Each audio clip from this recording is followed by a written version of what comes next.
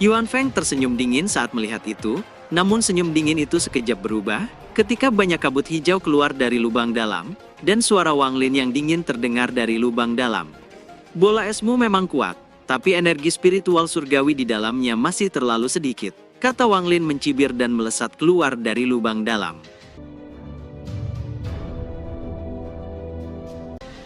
Wajah Li Yuanfeng tampak kusam saat melihat Wang Lin yang muncul di langit. Dia segera mengeluarkan sepasang lonceng perunggu. Kejutan melintas di mata Wang Lin saat dia melihat sepasang lonceng perunggu itu, lonceng itu yang menciptakan sosok si Tunan saat itu.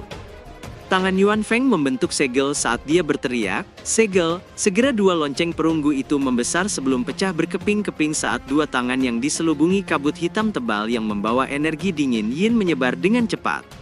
Mata Yuan Feng menatap Wang Lin dengan ganas, kedua lonceng ini adalah senjata pamungkasnya, dia telah menggunakan jiwa asalnya untuk memurnikannya selama bertahun-tahun, dan dapat mengendalikannya seperti tubuhnya sendiri. "Buka segel!" teriak Yuan Feng sambil menunjuk ke arah Wang Lin. Segera kabut hitam di kedua tangan itu mulai bergerak dengan keras, akhirnya berubah menjadi dua sosok hitam yang kemudian menyerang Wang Lin dengan tinju mereka. Dimanapun tinju itu lewat, udara sekitarnya nampak membeku. Wang Lin mendengus dingin, saat ini dia telah bergabung dengan tubuh aslinya dan memiliki kekuatan dewa kuno, karena itu, tanpa ragu, dia dengan keras mengayunkan kedua tinjunya, dan menghantam kedua tinju sosok hitam itu, hingga menimbulkan ledakan keras, dan riak energi liar menyapu sekitarnya. Setelah dua kali saling menghantam, kedua sosok hitam itu mengeluarkan raungan menyedihkan saat kekuatan dahsyat meniup semua kabut hitam, memperlihatkan dua tangan yang terputus. Kilatan dingin melintas di mata Wang Lin, tangannya membentuk segel dan menunjuk ke tangan yang putus itu dan cahaya spiritual dengan cepat melesat keluar dan mengelilingi kedua tangan yang putus itu. Energi spiritual dengan cepat berubah menjadi rantai dan mengunci kedua tangan putus itu.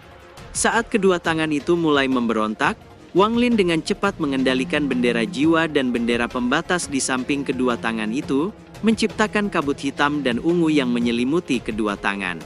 Di saat yang sama, Wang Lin mengeluarkan dua lonceng dan lonceng itu dengan cepat membesar dan menelan kedua tangan. Semua ini terjadi dalam sekejap membuat wajah Yuan Feng nampak pucat, dan segera berbalik untuk melarikan diri, namun dengan kecepatan tubuh dewa kuno, Wang Lin sekejap muncul di depan Yuan Feng dan mengayunkan tinjunya, hingga Yuan Feng terhempas ke langit dan memuntahkan darah. Wang Lin melangkah maju dan muncul di atas Yuan Feng, dan kembali mengayunkan tinjunya ke tubuh Yuan Feng, hingga ia terhempas dan menghantam tanah dengan keras, menyebabkan lubang besar di tanah. Yuan Feng kembali batuk seteguk darah, dan pandangannya menjadi kabur. Dengan susah payah dia bangkit berdiri lalu menatap Wang Lin dengan buas. "Cheng Niu, bahkan jika aku mati, aku akan menyeretmu dalam kematian," teriak Yuan Feng dengan sinis. Segel di tangannya berubah, dan kekuatan penghancur yang kuat muncul dari tubuhnya dan menyapu sekitarnya. Wang Lin mencibir saat melihat itu. "Yuan Feng, mudah bagiku untuk ku pergi, tapi seluruh negeri Suyue akan mati bersamamu. Orang yang akan kau bawa ke liang kubur bersamamu bukan aku, tapi seluruh orang di negeri Suyue," kata Wang Lin dengan tenang. Tangan kanannya terulur dan retakan spasial segera muncul. Yuan Feng mulai berjuang dalam hatinya saat mendengar apa yang dikatakan Wang Lin. Meskipun dia yakin bisa melukai Cheng Niu, tapi seluruh negeri Suyue pasti akan hancur dan lenyap. Senyum pahit muncul di wajahnya. Sesaat kemudian, matanya menjadi serius saat dia menatap Wang Lin dan berkata, "Aku mengaku kalah. Kamu bisa lakukan apapun yang kamu inginkan terhadapku, tapi lepaskan mereka." Tatapan Wang Lin menjadi dingin saat dia menunjuk ke arah Li Yuan Feng. Saat mengaktifkan teknik ekstraksi jiwa dan cahaya spiritual memasuki dahi Yuan Feng tidak melawan dan memejamkan matanya. "Ekstraksi jiwa," kata Wang Lin membuka telapak tangannya, segera cahaya spiritual terpancar dari tubuh Li Yuan Feng, dan tubuh Li Yuan Feng tiba-tiba menyusut dengan cepat sebelum berubah menjadi kumpulan tulang tengkorak. Di saat yang sama bola ungu emas terbang keluar dari dahinya, dan mendarat di tangan Wang Lin. Tatapan Wang Lin menjadi serius saat melihat bola cahaya ungu emas di tangannya. Itu adalah pecahan jiwa dari seorang transformasi jiwa. Semua kultivator formasi jiwa nampak begitu terkejut saat melihat Li Yuan Feng tewas begitu saja. Kemarahan muncul di hati mereka. Wang Lin melayang di langit, matanya menyapu sekitarnya saat suaranya yang dingin bergema, "Mulai hari ini, tidak diizinkan kultivator apapun berada di Suyue," kata Wang Lin melambaikan tangannya dan gulungan reinkarnasi hidup dan mati muncul di langit. Segera kabut hitam melesat keluar dan memasuki tubuh semua kultivator formasi jiwa di Suyue, akhirnya berubah menjadi segel yang muncul di dahi mereka dan menyegel kultivasi mereka menyebabkan kultivasi mereka turun secara drastis. Setelah menyelesaikan semuanya, Wang Lin menghilang ke kejauhan. Setelah pertempuran maut ini, berita tentang kemunculan kembali Cheng Niu dengan cepat menyebar. Posisinya sebagai yang terkuat sebagai kultivator pembentukan jiwa, tak seorang pun yang meragukan kekuatannya, karena dia telah membantai Liu Anfeng, seorang kultivator transformasi jiwa, bahkan menyegel semua kultivator formasi jiwa di Suyue, membuat negeri itu turun 2 peringkat menjadi peringkat 3. Peristiwa ini menyebabkan semua orang begitu terkejut. Pada saat ini, di sebuah desa kecil, nampak Yun Keji sedang duduk. Di depannya ada sebuah cermin kecil dengan beberapa koin perunggu berserakan di dalamnya. Di sampingnya, ada seorang pria berdiri dengan hormat. Yun Keji tersenyum sambil mengusap janggutnya. Cheng Niu ini benar-benar kuat untuk membunuh seorang kultivator transformasi jiwa. Penglihatanku tidak salah, kata Yun Keji lalu menatap pria di sampingnya. Cheng Niu membantumu mengubah Suyue menjadi negeri kultivasi peringkat 3, jadi kamu juga harus membantunya. Ambil topi jeramiku dan pergilah bertarung dengan Liu Mei. Meskipun kamu bukan tandingannya, kamu masih bisa melarikan diri. Amati tahap apa yang telah dicapai domain 1000 emosi kejamnya, kata Yun Keji. Pria itu mengangguk, dia menatap Suyue dan memperlihatkan ekspresi penuh kenangan dan kesedihan lalu pergi. Yun Keji berdiri dan menyimpan koin perunggu, dan bergumam, masih ada 12 tahun lagi. Ju Keji, kita sepakat siapapun yang kalah akan menghukum diri mereka sendiri selama 1000 tahun. Dalam 12 tahun, hukumanku akan berakhir, gumam Yun Keji. Pandangannya kemudian tertuju ke satu tempat. Dari keempat orang yang kupilih, Zixin ini yang paling merepotkan. Kenapa dia harus berurusan dengan Cheng Niu dan dilempar ke ruang hampa? Kalau bukan karena dia akan menjadi celah di hati Dao Qianfeng, aku tidak akan membuang waktu menyelamatkannya. Qianfeng ini orang paling berbakat yang pernah kulihat, bahkan bakat kupu-kupu merah berada di bawahnya. Di gunung belakang Gunung Suzaku, nampak Qianfeng menghancurkan giok transmisi suara di tangannya. Cheng Niu membunuh Liu Anfeng, orang itu hanyalah sampah yang mencapai tahap transformasi jiwa dengan paksa. Jika kau dapat membunuh leluhur klan iblis raksasa, kau mungkin memenuhi syarat sebagai lawanku, gumam Qianfeng mencibir, lalu menoleh ke kupu-kupu merah yang berdiri diam di belakangnya. Tatapan kupu-kupu merah kosong tanpa hati. Apa kamu ingin melawan Cheng Niu lagi? Bukankah itu keinginan terbesar jiwamu sebelum menghilang?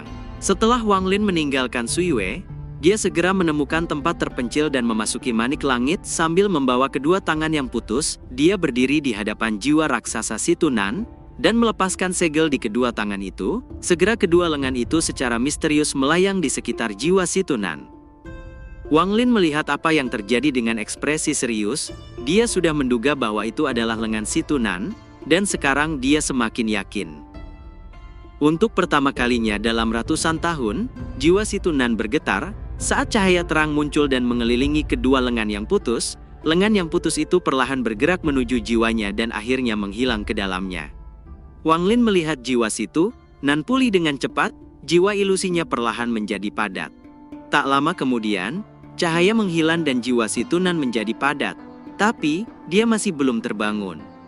Wang Lin merenung, Situnan mengatakan padaku, hanya setelah aku mencapai tahap transformasi jiwa, aku akan dapat membantunya bangkit kembali. Lengan yang terputus itu memang bagian dari tubuh Situnan, aku ingin tahu apakah masih ada bagian tubuhnya yang lain.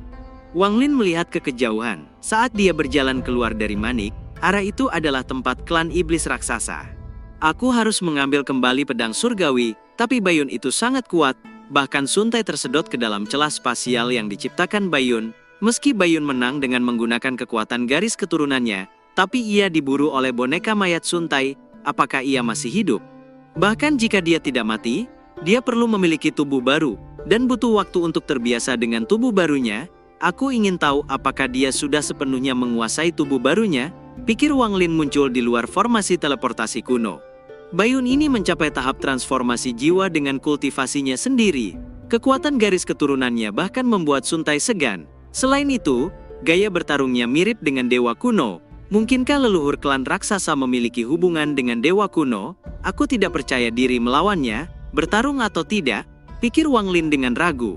Ini kesempatan, jika aku menunggu, aku tidak tahu berapa lama aku harus menunggu sampai aku bisa membunuhnya, pikir Wang Lin dengan kilatan dingin melintas di matanya saat dia melangkah masuk ke formasi teleportasi dan menghilang.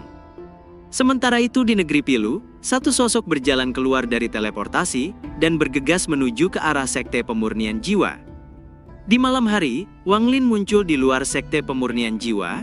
Dia melewati formasi pertahanan dan terbang menuju 9 cincin emas. Satu sosok pria paruh baya tiba-tiba muncul. Dia menatap Wang Lin dengan ekspresi yang rumit sebelum menangkupkan tangannya. Saya Ouyang Tian, memberi salam pada Master Sekte Junior.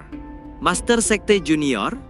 Wang Lin terkejut dalam hatinya. Dia tahu, pasti Dutian yang telah memberitahu mereka, para kultivator formasi jiwa. Wang Lin menangkupkan tangannya dan berkata, "Rekan kultivator Ouyang, saya ingin menyapa leluhur Dutian." Ouyang Tian menggelengkan kepalanya dan berkata, "Leluhur Dutian sedang bertapa, namun, leluhur sudah menduga bahwa kamu akan datang, jadi dia menyiapkan sesuatu untuk kuberikan padamu," kata Ouyang melemparkan sebuah kantong ke arah Wang Lin. Wang Lin menangkap tas itu, lalu melihat isinya dengan ekspresi terkejut. Master Sekte Junior adalah penerus berikutnya yang ditunjuk oleh leluhur Dutian sendiri. Saya telah berada di Sekte Pemurnian Jiwa selama 700 tahun dan belum pernah melihat leluhur memberikan harta itu pada siapapun, kata Ouyang Tian dengan getir. Wang Lin melihat sepotong batu giok dan bendera jiwa. Dia mengeluarkan batu giok dan mengamatinya. Sesaat kemudian dia menangkupkan tangannya ke arah cincin merah. Setelah itu mengangguk ke Ouyang Tian dan menghilang ke kejauhan. Di atas gunung pemurnian jiwa, nampak Wang Lin duduk bersila dan menatap batu giok yang baru saja dia dapatkan dari Dutian. Di dalam batu giok itu, Dutian telah mencatat sangat rinci mengenai kekuatan garis keturunan klan iblis raksasa. Kekuatan klan iblis raksasa sangat kuat, tapi leluhur itu baru saja mencapai tahap transformasi jiwa, jadi dia tidak dapat menggunakannya secara maksimal. Dia hanya dapat menggunakannya untuk memindahkan seseorang ke dalam kehampaan keluar Suzaku. Wang Lin melambaikan tangannya dan cahaya ungu keemasan terbang keluar akhirnya berubah menjadi bendera jiwa raksasa. Bendera 1 miliar jiwa, gumam Wang Lin menatap bendera jiwa. Bendera jiwa ini bukan bendera yang sebenarnya berada di samping Dutian selama dia bertapa. Bendera di depannya adalah bendera jiwa yang dibuat dari bendera utama dan hanya bisa digunakan 2 kali. Setelah 2 kali digunakan, bendera itu akan hilang. Meski begitu, bendera ini juga memiliki kekuatan yang mengerikan. Saat Wang Lin menyentuhnya, jiwa asalnya langsung terguncang. Dia seolah telah memasuki neraka. Dia melihat beribu-ribu jiwa yang tak ada habisnya menghantam ke arahnya dan menenggelamkannya. Bahkan dengan tubuhnya yang kuat, dia merasa seperti akan hancur di bawah tekanan kekuatan ini. Bahkan jiwa asalnya menunjukkan tanda-tanda retak. Segera tangannya membentuk segel teknik penyegelan jiwa yang diberikan Dutian padanya. Saat teknik penyegelan jiwa diaktifkan, tubuh dan jiwa asalnya di dalam bendera jiwa tiba-tiba mulai bersinar, menyebabkan ribuan jiwa yang menyerbu ke arahnya mengeluarkan jeritan menyakitkan. Di antara ribuan jiwa itu, ada 12 jiwa ungu dan emas yang terbang keluar dan mengelilingi Wang Lin, memancarkan tekanan yang kuat. Mereka membungkuk hormat ke arah Wang Lin. Ke-12 jiwa itu adalah 12 leluhur transformasi jiwa dari Sekte Pemurnian Jiwa, yang dengan sukarela menyerahkan jiwa mereka untuk disegel dalam bendera jiwa. Dengan 12 jiwa transformasi jiwa di dalamnya, kekuatan bendera jiwa ini sudah cukup untuk mengguncang langit. Selain itu masih ada lebih dari 100 jiwa pembentukan jiwa dan ribuan Nesken Soul. Saat 12 transformasi jiwa membungkuk, semua pecahan jiwa lain di dalam bendera menjadi sunyi. Kekuatan jiwa keluar dari 12 jiwa dan semua jiwa lainnya berubah menjadi kabut hitam, sebelum akhirnya membentuk bendera jiwa raksasa di hadapan Wang Lin. Sesaat kemudian, jiwa Wang Lin kembali tubuhnya dan membuka matanya. "Bai Yun, aku akan lihat bagaimana kau bisa menghadapi bendera 1 miliar jiwa ini," gumam Wang Lin dengan dingin.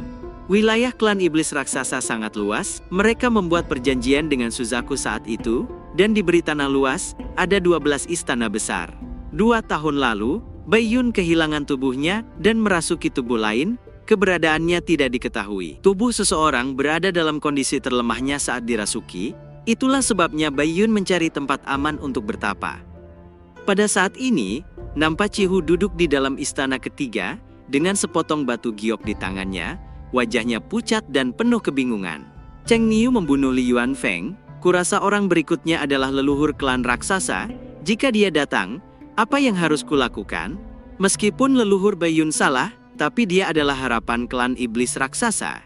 Semua yang leluhur lakukan adalah untuk masa depan klan iblis raksasa, tapi Cheng Niu adalah teman sejati, aku harus bagaimana?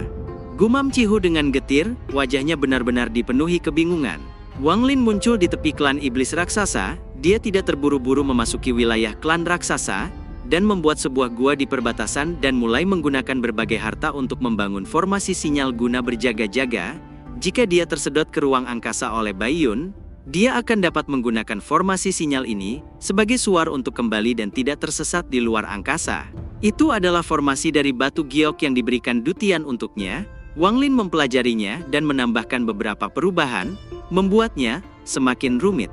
Dia menghabiskan waktu 3 bulan untuk menyiapkan formasi suar ini, lalu memasang banyak batasan di sekitarnya. Setelah menyelesaikan semuanya, Wang Lin dengan dingin melihat ke arah klan iblis raksasa dan menghilang. Saat muncul kembali, dia sudah berada di atas klan iblis raksasa.